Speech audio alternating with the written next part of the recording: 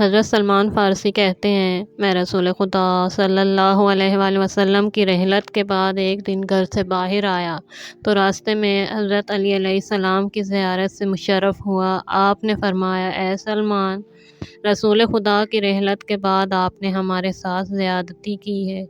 میں نے عرض کیا، اے امیر المومنین، آپ جیسوں پر مخفی نہیں ہے۔ میں رسول خدا کی جدائی کے غم سے نڈال ہو چکا ہوں، بس یہی چیز آپ کی زیارت میں کوتاہی کا باعث بنی ہے۔ اس کے بعد علی علیہ السلام نے فرمایا، اے سلمان، ابھی فاطمہ کے گھر کی طرف روانہ ہو جاؤ، وہ تمہارے دیدار کی مشتاق ہیں، وہ تمہیں ایک ہدیہ دینا چاہتی ہیں جو اللہ تعالیٰ کی طرف سے جنت سے لایا گیا ہے۔ سلمان کہتے ہیں، یہ سن کر میں حیران رہ گیا۔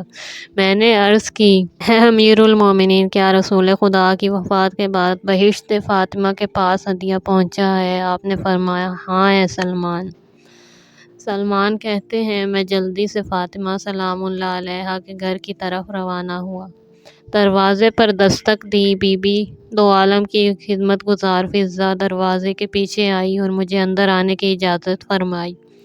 میں جناب سیدہ فاطمہ کی خدمت میں شرف یاب ہوا۔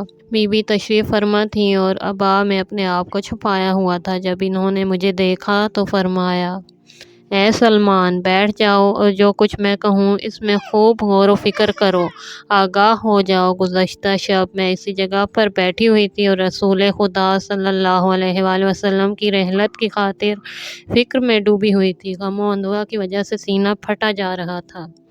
میں نے اپنے ہاتھوں سے دروازہ بند کیا۔ اچانک میرے گھر کا دروازہ کھل گیا، جبکہ اسے کھولنے والا کوئی بھی نہ تھا۔ میں نے 4 محترم خواتین دیکھیں جو میرے پاس آئیں۔ وہ اس قدر حسین و جمیل تھیں کہ آج تک کسی نے دیکھی نہ تھیں۔ ان کا چہرہ حشاش بشاش تھا۔ جب وہ میرے کمرے میں داخل ہوئیں تو میں کھڑی ہو گئی اور اظہار کیا کہ میں آپ لوگوں کو نہیں جانتی ہوں۔ پھر پوچھا کہ آپ اہل مدینہ ہو یا اہل مکہ؟ انہوں نے کہا، ہم نہ مدینے کی رہنے والی ہیں نہ مکہ میں، بلکہ ہماری قیام گاہ نہیں ہے، ہم حور العین ہیں۔ اے رسول خدا صلی اللہ علیہ وآلہ وسلم کی بیٹی، خداوند عالم نے ہمیں آپ کی خدمت میں بھیجا ہے کہ ہم آپ کو آپ کے پدر بزرگوار رسول خدا صلی اللہ علیہ وآلہ وسلم کی المناک رحلت پر تسلیت عرض کریں۔ بی بی فاطمہ زہرا فرماتی ہیں، میں نے ان سے ایک کا نام پوچھا۔ اس نے کہا، میرا نام زرا ہے۔ میں نے کہا، اے پیاری دوست، تمہارا نام زرا کیوں رکھا گیا ہے؟ اس نے کہا، میرا یہ نام زرا اس لیے رکھا گیا ہے کہ آپ کے پدر بزرگوار رسول خدا کے صحابی ابو ذر کے لیے پیدا کی گئی ہوں۔ پھر دوسری سے پوچھا، تمہارا کیا نام ہے؟ اس نے کہا، میرا نام سلمہ ہے۔ میں نے کہا، تمہیں سلمہ کیوں کہا جاتا ہے؟ اس نے کہا، چونکہ میں رسول خدا کے باوفا صحابی سلمان کے لیے پیدا کی گئی ہوں۔ اس کے بعد تیسری سے پوچھا، تمہارا نام کیا ہے؟ اس نے کہا، میرا نام مقدودہ ہے۔ میں نے کہا، اے دوست، تمہارا نام کیوں مقدودہ رکھا گیا ہے؟ اس نے کہا، میں رسول اللہ کے صحابی مقداد بن اسود بن کندی کے لیے پیدا کی گئی ہوں۔ اس کے بعد چوتھی خاتون کی طرف متوجہ ہوئی اور اس سے کہا، تمہارا نام کیا ہے؟ اس نے کہا، میرا نام عمارہ ہے۔ میں نے کہا، تمہارا نام عمارہ کیوں رکھا گیا ہے؟ اس نے کہا، میں بھی رسول خدا کے باوفا صحابی عمار بن یاسر کے لیے خلق کی گئی ہوں۔ سلمان کہتے ہیں، اس کے بعد جناب فاطمہ ایک سفید رنگ کی پلیٹ لائیں۔ اس میں جو خشک کھجوریں رکھی ہوئی تھیں سے زیادہ خوشبودار تھیں۔ ان میں سے 10 عدد اٹھا کر مجھے عنایت فرمائیں۔ پھر مجھے مخاطب کرتے ہوئے فرمایا، رات کے وقت ان کھجوروں سے روزہ افطار کریں اور ان کی گٹھلیاں کل میرے پاس لے آئیں۔ سلمان فارسی کہتے ہیں، میں نے بی بی دو عالم سے اجازت لی اور وہاں سے نکل کر اپنے گھر کی طرف روانہ ہوا۔ راستے میں جو کوئی بھی ملا، اس نے کہا، اے سلمان، تمہارے پاس کون سی چیز ہے جس سے مشک کی خوشبو آ رہی ہے؟ سلمان کہتے ہیں، میں نے اسے راز میں رکھا کہ میرے پاس کوئی چیز ہے۔ یہاں تک گھر پہنچ گیا، میں نے ان کھجوروں سے روزہ کھولا، کسی میں بھی گٹھلی نہ تھی۔ اگلے دن مخدومہ کونین کی خدمت میں شرف یاب ہوا۔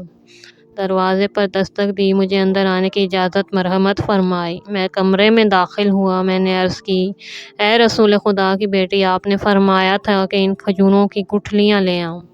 جبکہ ان میں سے کسی سے کوئی بھی گٹھلی نہیں نکلی۔ رسول خدا صلی اللہ علیہ وآلہ وسلم کی وفات کے بعد آپ کبھی نہیں مسکرائی تھیں۔ جب یہ بات سنی تو آپ نے تبسم فرمایا اور کہا، اے سلمان، یہ کھجوریں اس درخت سے ہیں جو اللہ تعالیٰ نے بہشت میں میرے لیے لگا رکھا ہے۔ یہ درخت اس دعا سے بویا گیا ہے جو میرے پدر بزرگوار رسول خدا نے مجھے تعلیم دی تھی کہ میں صبح و شام اسے پڑھوں۔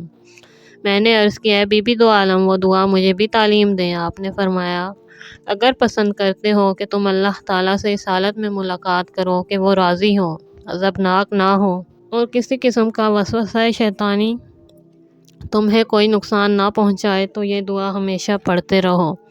ایک اور روایت میں ہے، اگر چاہتے ہو کہ جب تک دنیا میں زندہ ہو تمہیں بخار نہ ہو تو اس دعا کی ہمیشہ تلاوت کرو۔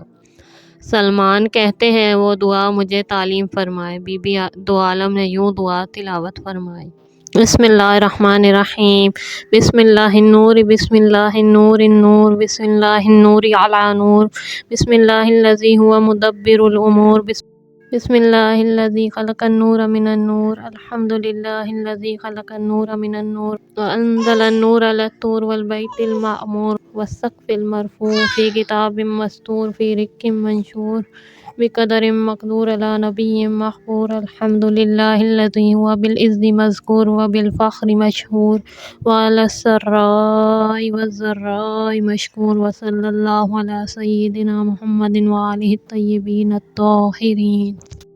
خدا کے نام سے جو رحمان اور رحیم ہے، خدا کے نام سے جو نور ہے، اس خدا کے نام سے جس نے نور کو روشنی عطا فرمائی ہے، اس خدا کے نام سے جو نور پر نور ہے، اس خدا کے نام سے جس نے نور سے نور پیدا کیا، تمام حمد و ثنا اس خدا کے لیے ہے جس نے نور کو نور سے خلق فرمایا، نور کو کوہ طور پر نازل کیا، جو کتاب میں تحریر شدہ ہے، کاغذ پر پھیلایا گیا اور بیت معمور، سقف مرفوع، درائے متلاطم اور نبی مکرم پر ایک اندازے کے مطابق نازل کیا۔ اس خداوند متعال کے نام سے جس کا ذکر عزت و تعظیم سے کیا جاتا ہے، جو اچھائی اور خیر کی وجہ سے مشہور ہے اور خوشی و غمی کی حالت میں اس کا شکر ادا کیا جاتا ہے۔ سلمان کہتے ہیں، میں نے یہ دعا جناب فاطمہ زہرا سلام اللہ علیہا سے یاد کی اور شہر مدینہ میں رہنے والے 1000 ایسے افراد کو تعلیم دی جنہیں بخار ہوتا تھا۔ وہ تمام کے تمام لوگ جب یہ دعا پڑھتے تو اذن پروردگار سے شفا یاب ہو جاتے۔ دوستو، اگر آپ کو ویڈیو پسند آئی ہے تو پلیز لائک کیجیے اور چینل کو سبسکرائب کیجیے اور کمنٹس کے ذریعے اپنی قیمتی رائے کا اظہار کیجیے۔ اللہ حافظ۔